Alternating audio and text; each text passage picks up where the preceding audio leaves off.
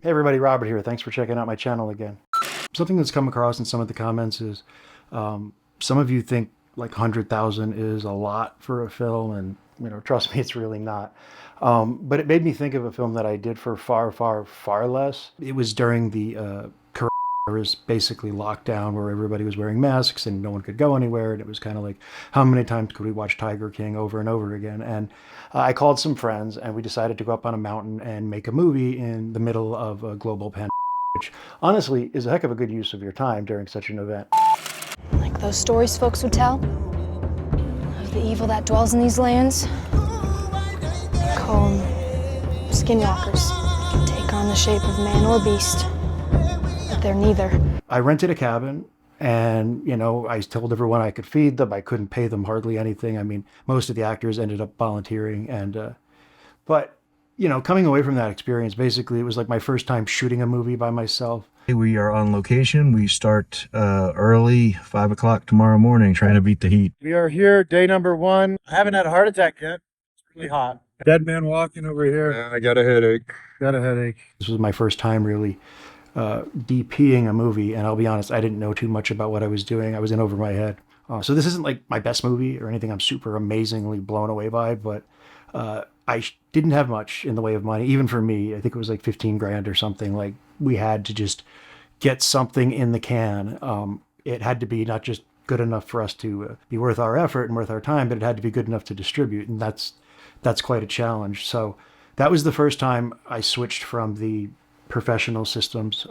Like, I actually literally used to shoot one-man army with my Red One MX, and if anyone knows what that camera is, it's this huge old mammoth tank. That wasn't going to be an option for this little movie. So what I did is I had a GH5S, which had the first time I'd ever used a sensor that had the dual native ISO, the low light capabilities, and I got a little gimbal. I mean, this is kind of crazy, but this is literally the first time I was without a crew, without a DP. This was like not just my ideas and collaborating with the cinematographer. This was like me doing it. And the results, I think, again, I've grown a lot since then. But anyway, regardless of that, I got into this project with my friends. We went up to the mountain. I fed everybody, gave them a mountain cabin that, mountain living is interesting. Anyway, the film before that I had shot with like the Rolls-Royce camera at the time, the Red Epic, with, this is kind of before the age of LED, but, HMI lights, beautiful fixtures. And it's in my opinion, a better movie, a better looking movie. But, this little GH5S, this Ronin SC gimbal actually got it done. And we made a cool little movie. I just think that's, it's kind of cool when you think about it in that perspective of like, what could you do for like nothing? Nothing in quotation marks. I know, like, if it's in your checking account, 15K is a lot of money, but to take a crew, and there really wasn't much of a crew. There was a couple of us volunteering, and I had a sound man there, but excellent production designer, Lori Haberman. I love you, Lori. Come back to me, please. I'll pay you better, I promise. Anyway, I just want to take a look at some of the features of this film, and underlining that not just this little movie, not just Skinwalker, but like every one of my films, starting with the first one called Redemption that we shot back in film school on a DVX 100A. Some of you old guys might know what that is. That's ancient technology, hieroglyphic technology. I'm old enough to have actually shot on 16 mil. So I've actually shot on film. Anyway, I was still mainly using tungsten fixtures at that time. Big, huge Mole Richardsons. They burn really hot. And, like a 650 out of a tungsten was like nothing. Out of an LED, that's like a pretty good sized light. A 300 was like, an accent light, essentially. So I'm talking about a lot of power and all that stuff. So I bought a big generator, and, we were going to run these lights, and I knew I couldn't do too much in the way of fancy lighting because obviously it was very limited with manpower and all that. So something happened on day one on top of the mountain that was actually like the biggest blessing in disguise. The generator completely died. So I had no way to shoot my movie at all, except for 2 LED ring lights that I had. Even today, I still use those occasionally. They're great lights. And I was like, okay, we're going to do a feature with 2 ring lights with a lot of night shoots and a camera with a decent dual native ISO, but it's micro four thirds. So yeah, I want to just walk you through some of the scenes, kind of what the process was. Not necessarily my greatest work ever, but it's People ask me a lot, how do you make a film? How do you get it distributed? Well, the most important thing, no matter what, next to your script, it really is your production value. You have to have production value. Even though you don't have any money, you really can't just do four walls and two actors talking. As I said in an earlier video, look around you, look at what you could do. Maybe, I've worked a lot with reenactment communities, from bikers. Well, bikers aren't reenactors, but I had bikers in a film, zombies, World War I soldiers, cowboys, of course. So it's like, there's someone in your town who can bring something of value to your movie, just to make it something that stands out. And that does impress distributors, and that tends to do well. The digital marketplace, you eventually, you'll probably see a decent little return on that investment. So, yeah, it's possible. It's really, really difficult. But if you're young and you're starting out and you really want to make a feature film, look at a film like Skinwalker. And coming from an experience where, again, I mean, I've been around cinematography and cameras like my whole career, but I had always had a camera person, a cinematographer. And that was a crutch I kind of leaned on. I mean, I'm glad I had the experience, because since then I've kind of shot all my own movies. And I know when I get into making bigger budget films again, hopefully, I won't do that anymore. So I'm kind of getting that out of my system. Ideally, in an ideal situation, a director does not shoot. And there's a lot of reasons. We can get into that on another video maybe. But when you're starting out, your screenplays are not, they better not be overly dramatic, or, they have to be kind of more action oriented. So as long as you have a good quality cast and they can hit their marks more or less consistently, you can shoot, and you should shoot, because you start developing an understanding for cameras, lights, and all that. And this movie is kind of an example of my lack of understanding at that point, and realizing kind of a bit humbling. Someone who was working in film at that point for probably 15 years already, how much I didn't know and how much I was reliant on a cinematographer. And I went out and I shot the next film I didn't DP, and then the two following ones I did. I needed to kind of prove something to myself, I guess. But yeah, we'll watch the movie. I'll show you guys a couple clips. Hopefully you find it interesting. Maybe there's, something you can do with a few friends, and I don't know, post-apocalyptic setting or medieval setting, or, something just not ordinary, something just not, 5 teenagers who go on a road trip. I mean, like the old, everything's been done, but that's really been done. Anyway, here's some clips from Skinwalker. Let's check them out. I always open a film. I'm not a big fan of opening credit rolls.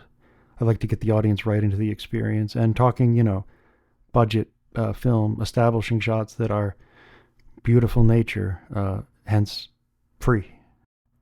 I said the whole film was shot with ring lights. The exterior of that TP was actually, we ran that from the generator we had at the house, set up the TP close to it, and those are tungsten lights. The lightning you just saw there was, anytime I hear there's lightning or a storm or anything like that coming my way, I try to get out there as quickly as I can with my camera. The reason being is you never know when you're going to need that stock footage. Now, getting to your cast here, and this is the beautiful and very talented Eva Hamilton. When you're looking for your lead male and your lead female, not only do they need to be, very talented actors, but you really should look for people with a certain amount of physical charisma. These are the people that your audience is going to be looking at most of the time, and keep that in mind. The interior of this house was all shot 100% with natural light. It's really important that you shoot fast. Keep in mind that wheel in the sky is always turning. And, that's another thing. When you don't have a crew and you don't have any time, even if you do have a decent, lighting package, do you really want to use it? Talk a little bit about color grading and how important that is. This is certainly not a color grade that I'm overly fond of. Kind of my first time grading log footage, or really color grading at all. I mean, up until this point, I had always had a colorist.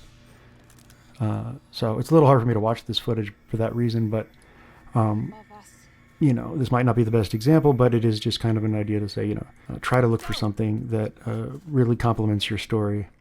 This is a set that I shot a couple times before this. I used this same set in Eminence Hill, a movie that I had, still very low budget, but I still had enough to have a couple ADs and things like that, so that I was able to, have a bunch of volunteer extras come down and populate this town. In this case, I just didn't have that resource.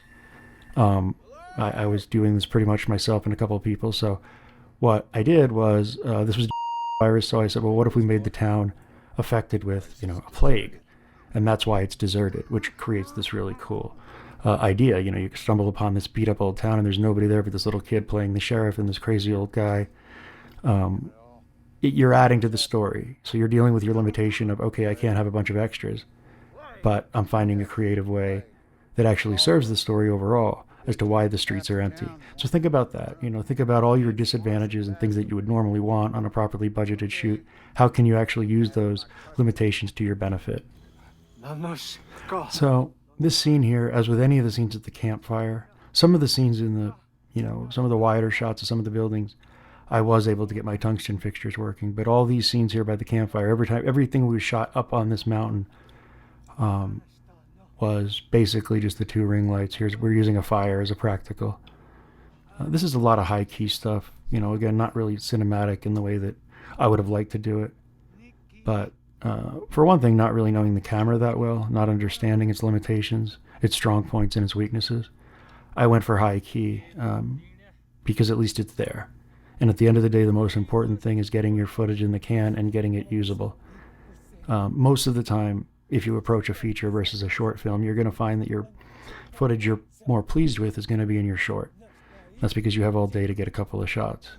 On a feature, you need to think on a no budget, zero budget, you know, nano budget feature, you have to think, what can I get quickly and safely and is going to work for my scene? And, you know, that's just one of the creative compromises we have to make. The more you do it, you know, me looking back at this footage now, I'm certainly none of it would be on my demo reel, but you get better at finding that you can get more of what you want, even on a really limited time schedule. Skipping ahead here, this scene was shot a couple of days after the last one at this location. When our sheriff character finds the guy who's been kidnapped, I started going for some nice low-key stuff here because I had a chance to review the dailies and realized, oh, you know, I can push it a little bit more. Unfortunately, I got the system not too long before I had to go out and shoot, so I don't recommend that. Get your camera, watch a lot of YouTube videos from other users, find out the good settings, but really do your own battlefield testing. With this scene here, I just love this scene. Kind of a happy accident, to be honest. I mean, I knew I needed to shoot this scene in a creek and all that, but the sun was just working for me that day because by the time we got down there, it was nearing magic hour, so I had these beautiful rays kind of casting through the trees there. This is all 100% natural light. I don't even think there's any bounce involved. This is literally just, you know, as you can see, there's a couple of hot spots there where it's peaking a bit. But honestly, for me, it works. Again, for this scene, it's just, this was literally a GH5. I got in the water with her. So, like, I was in my underwear with a GH5 on a gimbal. It's funny, as I watch this, I can see that I was starting to get a little bit better at color grading. Again, it's a little hard to watch for me because, yeah, anyway. Gotta just separate myself from that. But that's just how it is watching old films, particularly ones like this was the first film I ever shot. The first feature film I'd done like some pickups, but I'd never done like a full film myself. I always had a cinematographer. And, you know, being in a condition where I couldn't really control the lighting at all. Okay, these are those scenes that I never like. It's going to be hard for you guys to understand exactly which one it is. But this is my exposition scene, where it's that time in the story where everything needs to slow down and questions need to be answered. You know, up until then, it's kind of a mystery. We don't really understand. We know who our characters are. Other than that, we don't understand what's actually happening. So these scenes are necessary for every film. If you can sprinkle in, you know, the reveal, that's always better. But often you end up with what I call exposition dumps, which are like, you know, 3 to 4 minutes of just talking. And, you know, they're necessary. Look, you get them in, you need to obviously tell your story. You get them in, you get them over with. So, you know, these actors here all did excellent, you know, really important that you don't cast, you know, your neighbor or, you know, your girlfriend, unless your girlfriend and your neighbor are professional actors. It's just really, there's going to be these scenes where it's, you know, it's exposition, it's actors talking. You can't rely on, you know, action shots or things like that or neat cinematography to keep the audience engaged. Always better later in a film, because if you're still watching at 40, 50 minutes in, you're unlikely to turn it off, and you're actually probably interested in finding out the exposition. Putting the exposition early in your screenplay is, for many reasons, a mistake, but that's the major one. Nobody's invested yet in your story. I try to start every film I do. I don't believe in opening credits. I mean, like, we have IMDb today for people to get their credits. It's like, obviously, I do an end credit roll, but I try to just start with a nice establishing, get you right into the story. Considering the fact that audiences have so much to choose from today, and particularly with independents, we're kind of struggling. We're kind of behind the eight ball right out of the gate. We don't have time to waste on written by, directed by, starring. And another thing to keep in mind, if you are going to monetize your product, it's not much different than monetization on YouTube. The days of Redbox buying 20, 40,000 units, that's gone. So what I mean is that if someone tunes out of your movie, your revenue is also cut off. So halfway through is not, it's worth half of what someone finishing your movie is worth. So yet another 100% natural light interior. Just a lot of windows. That's it. So, that's basically, we're coming up on the end here. I usually end these little movies with kind of a cliffhanger. And, there's kind of a reason why I do that I think is, this is a business. This is we have to make money when we do this. So if a particular film is really well received, I always leave the door open for a potential sequel without a intention necessarily to make the movie, because the ending is certainly wraps it up just enough. But you could, in theory, pick up the story, and it has happened where I've made a movie where it was received quite well, and it was like there was a demand to follow up and do another one. So also it kind of helps because if you do supernatural or things like that, story-wise it helps. It's hard to have really big cinematic conflict, endings. So what often happens is the demon, the evil entity, whatever it is, the monster ends up getting defeated kind of easy considering how powerful they were. So a good cheat, a nice little low budget cheat to that is, well, they weren't really defeated. It's got that Twilight Zone kind of ending. In actuality, yeah, they were just kind of like pretending to be defeated or whatever it might be. And again, writing around your limitations and trying to find a creative way to use your limitations as your strengths. Okay, guys, so that was my movie Skinwalker. It's available on Amazon, Tubi, many digital platforms. You guys check it out. You watch it. I do get a cut of the revenue, so hopefully you enjoy it, watch it, check it out, share it with your friends. Most of my titles are on Amazon, but yeah, if you guys found this interesting, this is kind of like the cheapest film I've ever made. That performed well. We got it into Walmart. We got it, on, as you can see, Amazon or iTunes, all those places. And it can be done if you're willing to absolutely kill yourself, go without sleep, and burn quite a few brain cells. And if it, again, for young people, I think it's perfect. I think it's an adventure. You should really do it. Short films, they're great. I don't want to knock on shorts, but the satisfaction you get from making a film and putting it out to a mass audience, and be warned, when you do that, you're going to get like eviscerated by online, like IMDb, like just the users of that website are, I guess, not really fans of independent cinema. They don't tolerate kind of our grit all that well. But that's a process you have to get used to too. I mean, hate is just part of this. Hate is something you're going to get when you create anything on any budget level. But you also get a lot of love. So, don't be discouraged by the negativity. I just think if you're really serious about this, you could plan a couple of weeks in the summer, rent a cabin, whatever your scenario is. You put together a feature with some production value, you might well actually have something that's distributed, that's making money. And that's different. I mean, again, not taking anything away from short film, but it's a whole different, you've made a movie that's actually not just something, an artistic endeavor, but it's also a monetizable asset. And you've proven something to yourself and hopefully to other people that maybe you can be someone worth investing more money in. So anyway, I ramble a lot, but I hope you guys enjoyed the video. If you like this, we can do different films that I've done. Every movie is always an adventure. This one, I think, was just a specifically kind of perfect little piece because of, yeah, it was done for virtually nothing. As close to nothing as you can get and still actually get anything in the can. So, yeah. All right, guys, take care. See you next time. Bye.